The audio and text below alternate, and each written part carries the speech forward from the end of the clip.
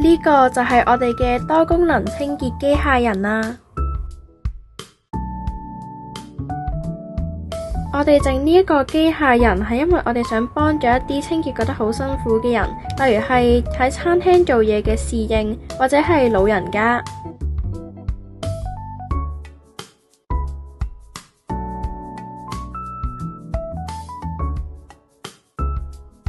呢一個就係我哋同學整嘅程式。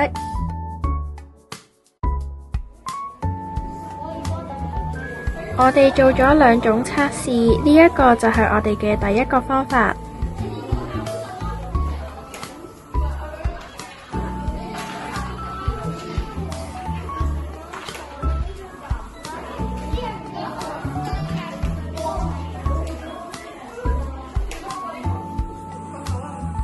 而呢一個就係我哋嘅第2個方法。